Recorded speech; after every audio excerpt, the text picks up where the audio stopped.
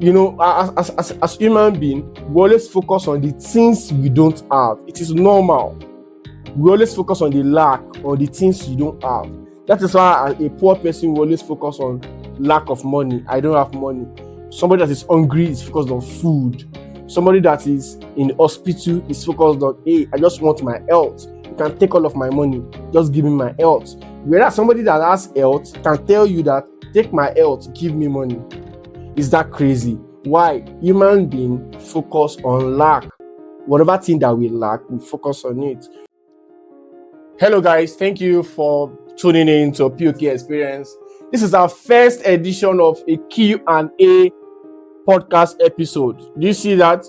You guys asked me to be doing Q&A sections where you send me some questions and I provide an answer to the best of my knowledge, to the best according to the information available to me. I'll provide the best answer I can give. And of course, today on this particular Q&A episode, I'll be joined by Toyib Kolade. He's a very good listener of this podcast. He's my friend as well. And the idea for this Q&A session is maybe one of these days, you, the listener, one of you, will also come and have this Q&A session with me and host it alongside me. Like I said, let's go right into it. Toyib, how are you doing? Hey. Oh, okay, how are you doing today? I'm very well. How are you doing too? I'm doing fine. I'm doing good. What's the first question we have there? So, okay, next question. Most of them, we're going to keep them anonymous. Some of them mistakenly mentioned their names and some did not. So let's go like that. The first question here, hello POK, I'm 31 years old. I have a good income and I live in Lagos. My girlfriend earns less than I do and expects me to cover most things.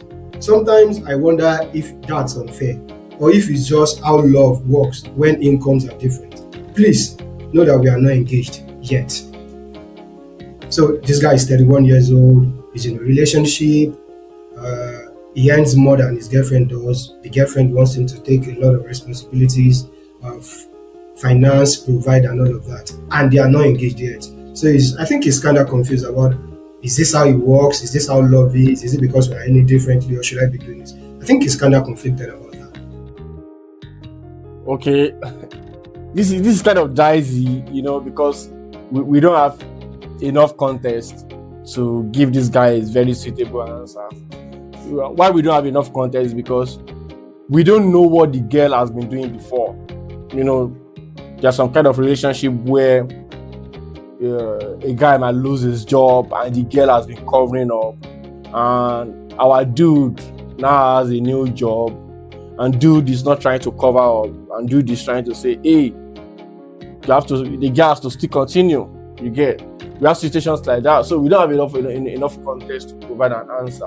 But in an ideal situation, one of the things that I always tell young men is pick up responsibilities. Okay, don't pick up the ones that could overwhelm you. Now, this is what I'm saying. There are some situations where you as a man, we as men, for example, we do things that put us in trouble. One of the things I always tell guys is that don't start something that you cannot continue. That is one. So if your girlfriend wants you to cover some cost, yes, I'll say you have to cover some cost. A man, for God's sake, you have to cover some cost. But again, don't cover a cost that you cannot continue. It means don't start taking her to fine dining if you know you can't keep it up. For women, whatever things you do is the new standard, and then you have to upgrade. Say, for example, you are dealing with your girlfriend, and on a normal day, you took her to a restaurant where maybe you spent about 100,000 naira, and that was it. So, on her birthday, you took her to a restaurant whereby you spent like 20,000 naira, and you said she's not happy. She's not going to be happy. You have already set a standard of 100,000 naira fine dining. So that's on a normal day. Now she expects you to do way more. So I would say to that guy, you're 31. You're most likely going to get married very soon. How about we start picking up some responsibility and start teaching yourself how to be the father of the house? Regardless, it's going to be your responsibility to provide and to protect for that home. Regardless of this whole modern day system that we have now, The man is the ultimate provider and protector of the home. It is your duty. So you might have as well start picking up some small responsibilities, sending money to her to make her hair when you can. She's out of internet. You could do that. It's raining. She's going to work. If you have the means, you can Uber her to work. Do some little cost, okay? But I'm not saying you should overwhelm yourself. I'm not saying you should start doing those things to buy love, okay? Now, once you are doing those things, whatever thing that you can't continue. Like, for example, I mentioned you should Uber her to work. If you Uber her to work and you can't continue, don't Uber her to work. If you know the type of girlfriend you have, that she's going to set that as a new standard for you to start doing. So, to summarize my answer to you, you're going to have to start picking up some responsibility as a man, regardless. You are 31, you're going to be getting married very soon. You have to start training yourself for those things. But as well, you don't have to overwhelm yourself. She's not your responsibility yet. She's not your wife. She still has a dad that's responsible for her needs, okay? I think that's the best answer I can give based on the context available. That's a very good answer. I think based on the context, like you're right, you don't know what she's probably asking. Maybe she's asking for too much. She's just sticking to the. We don't know if she's asking for bone straight and all of that. We don't know what she's asking for. So the thing is that we cannot tell dude to start buying bone straight when he can't afford it. No, we can't. We can't tell dude to do those things. Because I agree with you. Yeah. So the next question here is, I currently don't have a job, and there are no real opportunities around me. My parent doesn't even respect me, and I'm now starting to consider doing scam. The proper whatever they think they do. It feels like I'm being pushed into it just to survive and feel respected. What's your honest take on this? I hope I'm anonymous. Yeah, I don't know that you're anonymous. I don't even know your name either. What does bro mean by there's no real opportunities around me? I don't get it. What do you mean? What do you mean by there's no opportunities around you? Let's start from that. I didn't get what does bro mean by there's no opportunities? In this digital age, man, you pick up your phone and you send this anonymous message with your phone. That means you have a phone and you have internet. Bro, you type this message, means that you could speak English, you could write. So what are you telling me? There's no opportunities around you. There are opportunities around you, man. There are two things that happen in this kind of situation. Number one is that people feel too big for the opportunities around them. That is one important thing I observe about people. People always feel too big for the opportunities around them. It's either they are too big for the job, or they feel too big to learn from somebody that could teach them the job. You get it? So that's what happens majority of the time. So there's always opportunities around us. The error, and as a man, if you don't have money, there is no opportunity that is beneath you.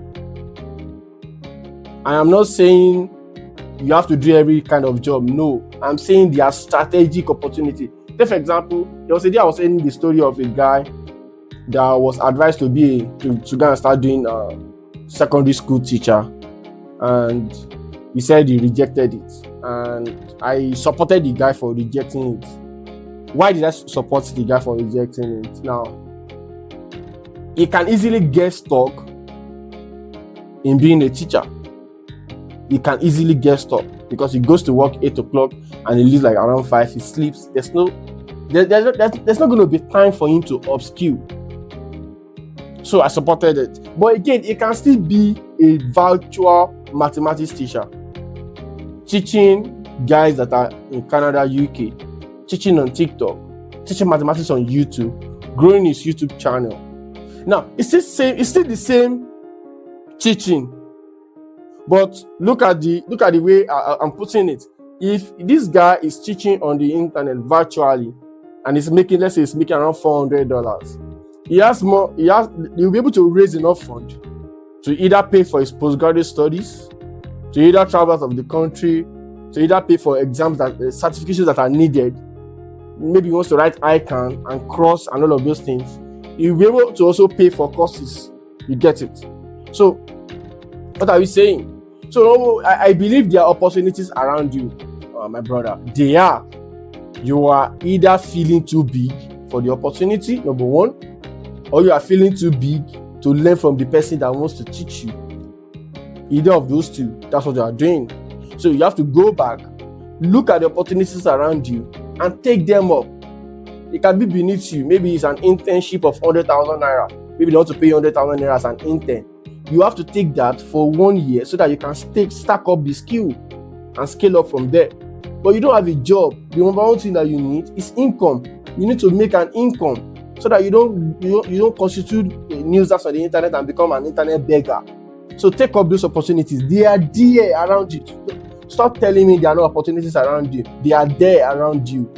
Why? Around you is not just a local environment. Around you means the global internet village. We live in a global village on the internet. So there are opportunities around.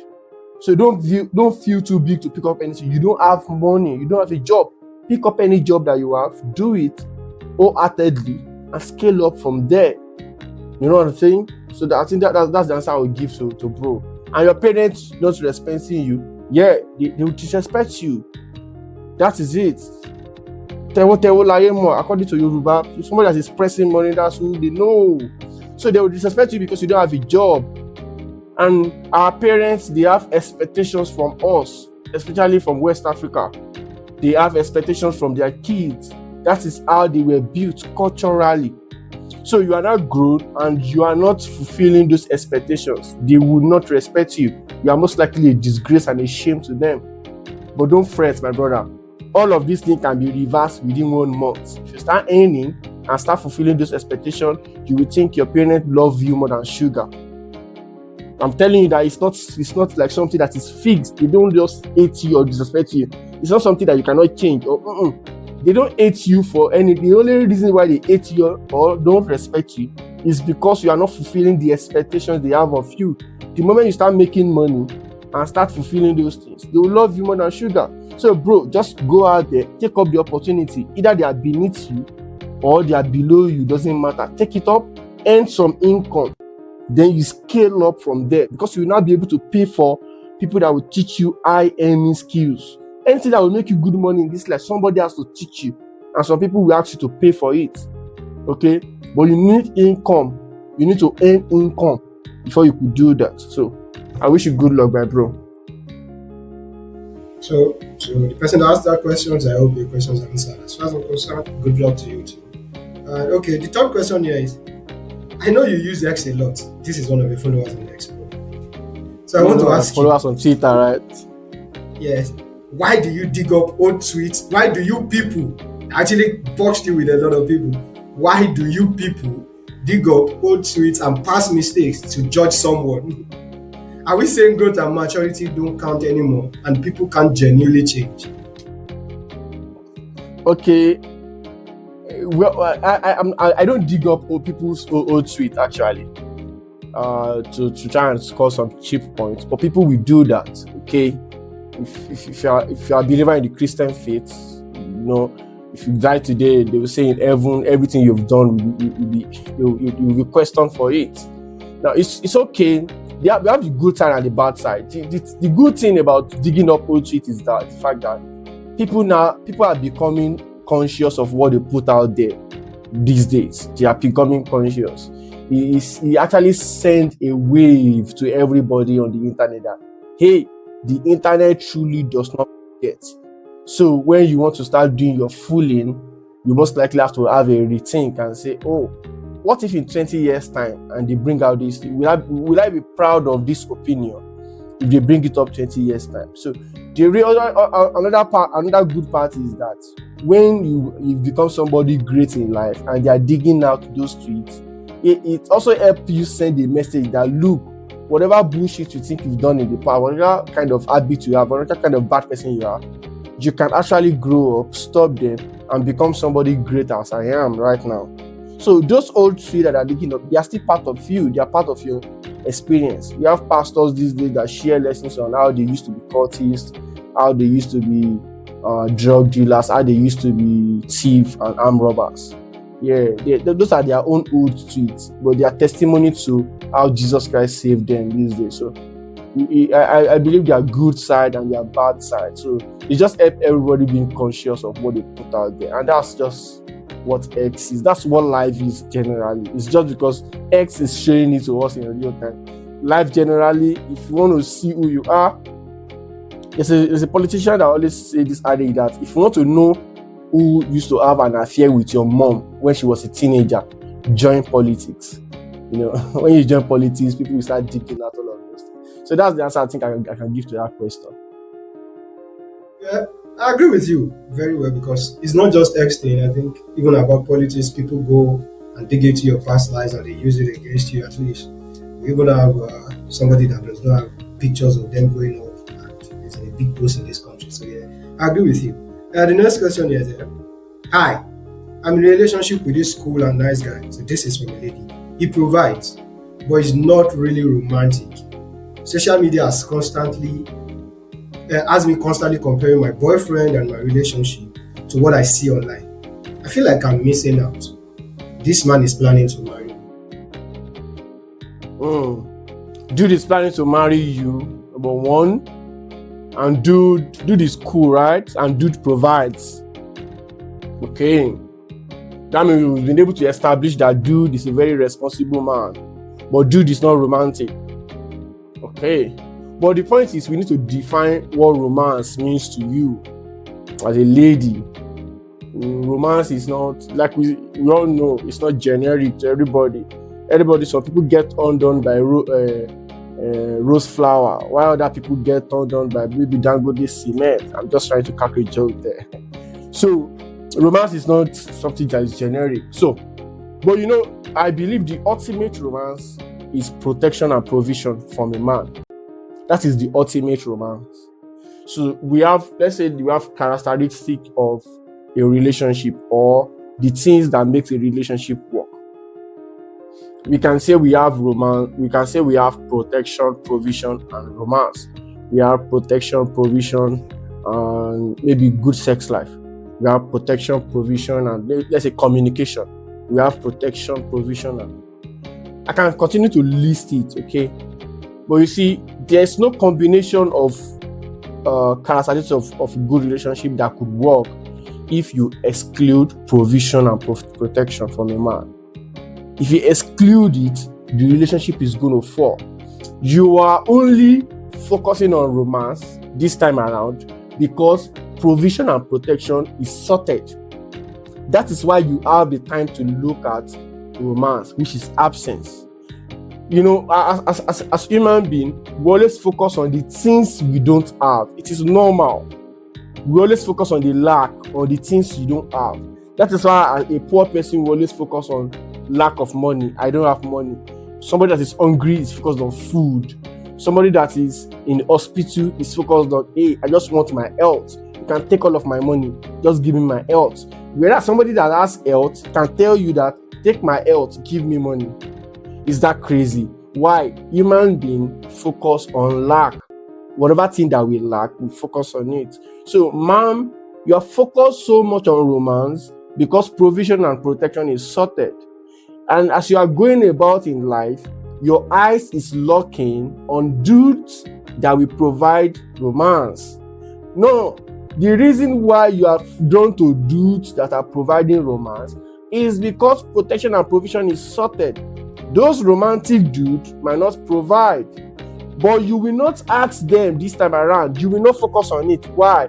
Because somebody else is covering that part. Until you leave your guy, until you break up with your guy, and you follow Mr. Romantic, and Mr. Romantic is no longer providing, then your problem with Mr. Romantic is going to be, oh, I need a dude that can take care of me and take me to Maldives and buy me these things. Okay, so but romance is something you could teach. It's not a core. It's not something that if it is not in your relationship will fall. It's not a core. Romance can be taught. You can teach your dude romance, and your dude can become romantic. But you see somebody that does not know the responsibility of providing as a man, somebody that is not brought up that way, you can never teach them because they don't understand it and they don't see it as something they should do. I'll tell you, go stick with your guy, teach your guy some romance, help your guy become romantic. You can. It's a journey. That's why you should get married to him and then both of you grow together. That's my 1 cent, man. Okay, that's good. To the lady that asked that question, I think she might want to stay along and listen to the answer on this next question because it most likely aligns. So the next question is, I'm a married man. When I see people online when I see people say online that marriage makes a man stronger, I just shake my head because I disagree. My marriage sometimes feels like it just adds pressure and quiet emotional stress. I don't think about myself anymore. So this just added to the fact that what you said, that people will want health and the people that have health will want money. So I think the person that asked that previous questions and the one that asked this, they might want to listen to each other's questions. Well, there's something I learned actually as a man, not as a man, as a woman self. Generally, the moment you get married, you stop living for yourself. I believe we human beings, we need a purpose to live. And it cannot be player. The purpose to live cannot be player. And that is why Christianity always tries to teach that, the purpose to live is to serve God and all of those things. We're not going to do religion here, okay? But what I want to say is that we need reasons to wake up every day and live. And that is why as you get married, you stop living for yourself. You just start living for your partner and then maybe your kids. And that is how it's meant to be. Your partner is also meant to start living for you. So imagine your partner, your wife is the first in your mind. It's the first thing you think about in your mind. When you get money, when you have anything you want to do, she's the one you are thinking about. Now imagine you get married to somebody that in her own mind, you are the first person too. That, my husband. Now imagine how both of you will start taking care of each other, such that your own needs that you are neglecting, she will take care of them. Her own needs that she's neglecting, you will take care of it. So it crosses each other that way, okay? So I know how you feel, the emotional stress, the responsibility that comes with marriage. But if you can turn it around and see it as, hey, this is actually the reason why I'm here in life, to build a family, protect for them, provide for them, protect them, and grow a family and lead a home. That is why you are here. If you can channel it into that being a responsibility of yours, you start doing well. But if you feel like somebody is forcing you to do it, that's where that's where the issue is coming from. That's where the stress is coming from. Because you are expecting some thank you. It's a thankless job, my brother. It's a thankless job. Nobody's going to thank you for it. You have to do it. You can't run away from it. You will do it. And it's your responsibility. The moment you embrace it as a responsibility, that, welcome home, Mr. Responsibility. Once you welcome it, you will be able to, the stress will still be there, but you will be able to handle it. And how do you handle it? You just say, it is what it is. Because that is it. It is what it is. So that was the best answer I can give to dude, man. I hope that helps you, actually. Okay, I hope that helps you. Hopefully he's doing it. Okay. So this next question, this person is also one of the followers, mostly. Maybe this person said, okay. I've been following your conversations on black tax. I'm 29 years old and I live in the UK. I'm a student. But almost everyone asks me for money. When I say I don't have, my family, they fight me. I'm struggling. I'm sad that everyone from my family and friend thinks I'm doing okay financially and expects me to help. I'm tired. If I don't want to send, I will remember that my mother sacrificed for me and she still does. It affects me and my academics. We don't even know. Is she a lady? Can From we the way confirm from the the person question if is she's a sounding, lady? I've been Sounds following like your a lady. conversation with Baptist. Yeah, I'm 29 years old. I live in the UK. I'm a student. Everyone asks me for money, and I say I don't have. They fight me. I'm struggling. I'm sad. My friends, I'm doing okay. They think I'm doing okay. Even if I don't want to send my mother sacrifice, I think it's mostly coming from the lady. The way she articulated everything, her She age, articulated right, everything. right, The right. person was right. Well, my conversation with Black Tax came from a book I read that actually opened my eyes into scaling up from poverty. That's the book that opened my eyes to Black Tax. And I kind of observed the life of my dad and the people around me. And I saw that it's not, majority of people that you see that are struggling today as adults, they should have scaled up. I know somebody that spent his money and trained his junior ones in school. He trained them in school, he sent them to school, sponsored them in school. And that's exactly why the money he should have used to invest, he didn't use it. And then he lost his job, and that was it. It's just a random adult man out there. You see, the thing about Black Tax is that I've taken my time to study it. We can't run away from it. Yeah, it's a culture. It's a culture that is there. You cannot run away from it. It's going to be there. It has been there before you were born. It's still there now. It will be there for. If you go and talk about Black Tax outside, people will hate you. People like me that are talking about it, I get a lot of it. Don't think because I talk about it, I get a lot of it, and insult when I talk about Black Tax. But the point is, we have to keep talking about things like this because they are fundamentally necessary for us to understand. Now, your mom is going to keep asking you for money. I want to establish those constant things that will be there. Your mom is going to continue asking you for money. Why? Because your mom is your mom. And she trained you because she knows one day she will need your help. Those are normal things. We should take care of our mom. So it means your mom will keep asking you for money maybe till she dies. So that means that is a problem that you have to solve because you will not have money to give to your mom every day. That's going to be constant. Your friends and family, they are going to still keep asking you for money. So I'm telling you this thing so that you understand the kind of mess that you are in. If you grew up from poverty, somebody like us that grew up from a poor home, we understand these things that people around you will constantly need your help. It will be there. Now, once you understand that, okay, every day I wake up, there will be somebody in my DM that will be asking me for money. How do I cope with this? You have to understand that it is what it is. They will ask you. Now, it is your own responsibility now to protect yourself from this. I'm not saying don't give. I'm saying you can only give when you have. And when you give everything that you have, you no longer have. What do? You prepare a budget. Again, these people you are trying to say, don't start telling them, hey, stop asking me for money. No, they're going to fry you in fire. What do you mean you should start? They will ask you for money. Now you have to regulate it. How much can I dole out every month? Know that you also want to be successful in life.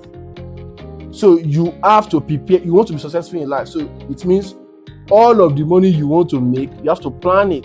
The one that will go to investment, the one that my mentor Shiwandela will say, I should not have money. Don't have money that is lying around that you want to be spending. Have a budget for it. Once you send your mom some money, you owe your mom that. Send your mom some money. Mom, please help me manage this until next month. Your friends, you know they will ask. Now you don't get angry when they ask. Prepare your no. Your no should be your first thing. Once anybody asks you for money, first type no. That is the condition I gave to myself. I'll first put no there. I don't have. You cannot go about your day and rethink the whole story and say, okay, maybe this story is actually very, very good story. let me help. I say, hello, I had a little fund and maybe I should help, and then you can help. But make no your first option. So you have to guide yourself against it, okay? Or else, I'm telling you this because I'm not letting you know that it's not going to stop. So since it's not going to stop, you have to be the one that will now manage it. Have a budget for it. Once it's done, it is done. There are going to be a lot of sub-story. People will say, But again, remember, if you give out everything that you have and you go broke and poor, these people will blame you and they will tell you that if I am the one that went to UK, like my auntie, like my brother that went to the UK, I will have become successful and I will have pulled this whole family away from poverty. They will tell you that, okay? And they will tell you that they did not force you to give whatever you are giving. They didn't force you.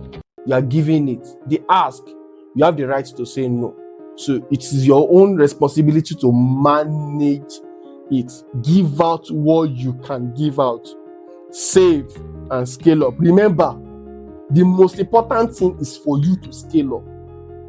You scaling up to becoming somebody like a billionaire gives you more room to give more out.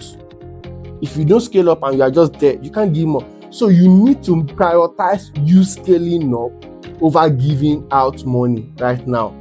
Because if you scale up, you will have more money to give out. I hope that helps, sir. I hope that helps. Okay.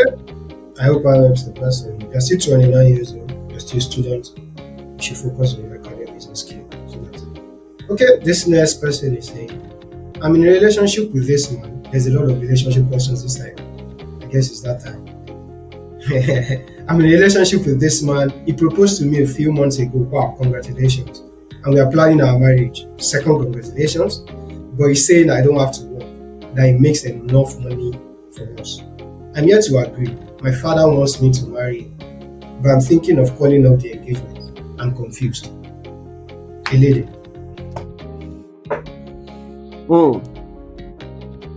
The thing is that why does he want you not to work? That's a big question. Is it because he's a narcissist that wants to control you, so that if you control your income, you can control where you go to, what you?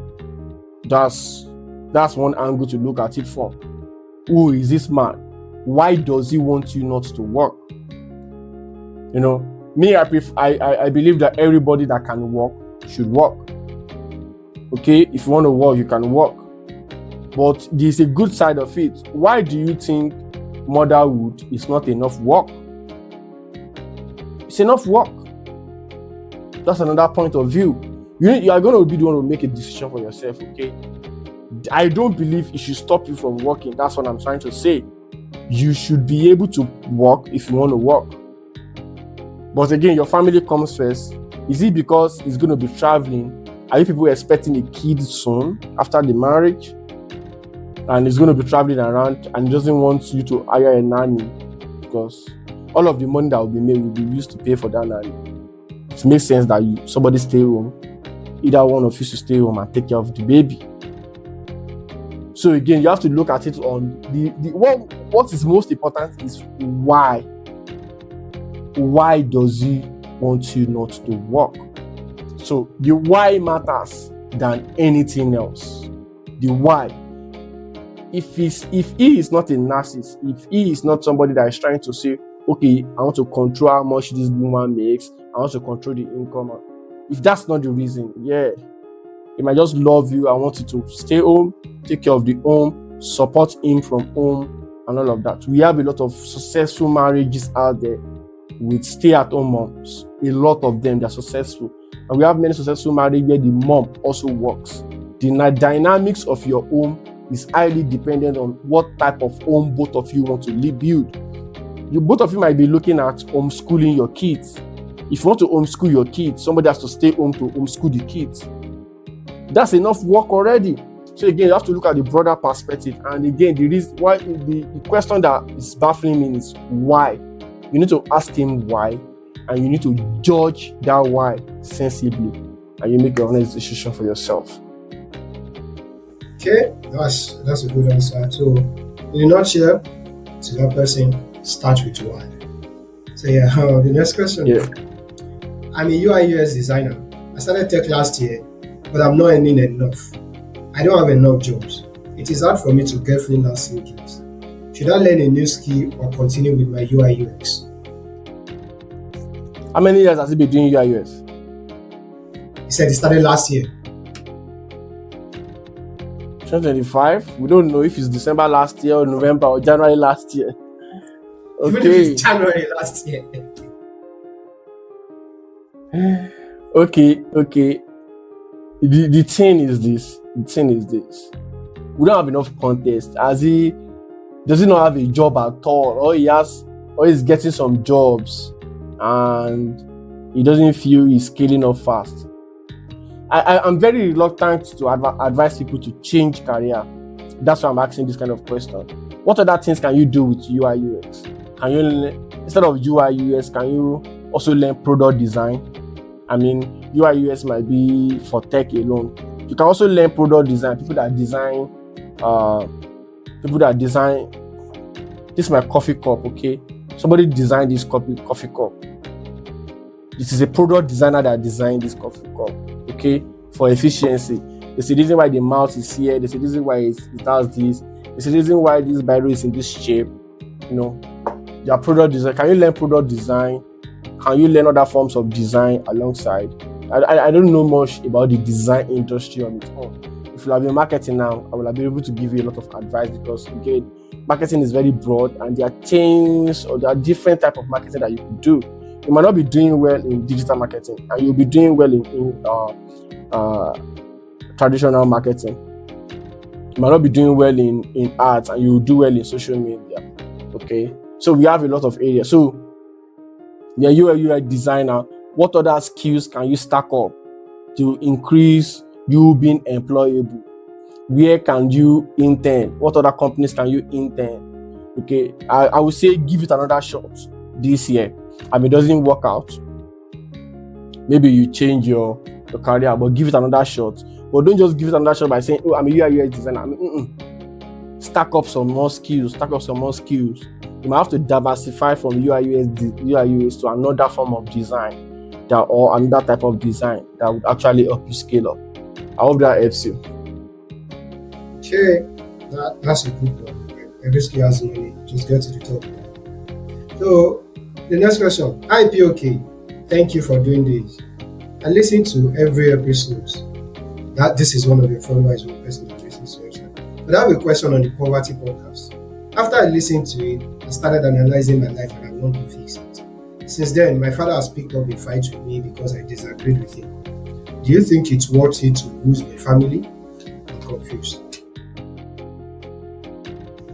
You can't lose your family. You can't lose your family. Your family can disagree with you today, but you guys will come around. Okay, it's not new if you have issues with your family based on you learning on new things. Okay, you can also look at it. What do you disagree on your father on? Your father can be right. That's another point you should look at. Your father is very, very much experienced. He has seen a lot of things in life. And if he's telling you something, you might have to listen. You might want to listen, okay? So analyze the situation very well, okay? Talk to more people.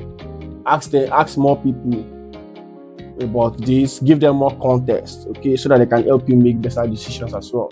But you can't lose your family. Your family will always come around. They're your family for a reason. They would always come around. But you have to agree with one thing that I'll tell you. Whatever happens, you have to sit with it. There are going to be consequences. If your family, let's say your dad is, maybe you are trying to take up a skill in the digital space. You know, that's kind of the thing that causes issues with dad and son many times. And he wants you to take up a skill in the traditional space. If you decide to disregard him and go on to take up that skill in the digital space, you have to understand that the consequences will come and you will have to deal with it. You will have to deal with it. So either you are successful we pray you are successful in the digital skill. But if you are not successful in the digital skill, my brother, you are the one that will deal with that consequence. It's not your dad, okay? But you can't lose your family. Your family will always come back around. Keep on believing, keep on learning, keep on reading more books, keep on scaling your life. There will be a time that all of you will all come to understand that it is not disrespect, it's just difference in ideology, difference in perspective, and everybody will be fine. Trust me, everybody will be fine. Difference in ideology. Okay. And this takes us to the last question. Oh. What can I do to increase my salary? I'm a digital marketer. I want to improve my salary. How do I land jobs and high-paying ones? Like you. This person knows you. Okay, you want to land high-paying job. How do you know I have high-paying jobs? I'm making probably the way you okay. talk on Twitter. Yeah, maybe that.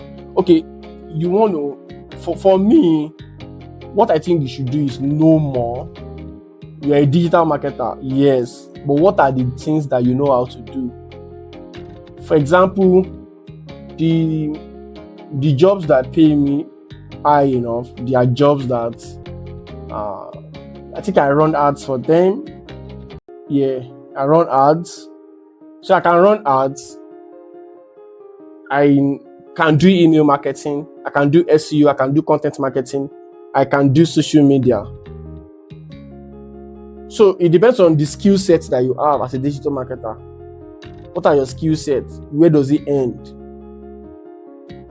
What are the things that you need to know more? Currently, I'm learning a lot. I'm still learning. I'm on CXL learning like every day.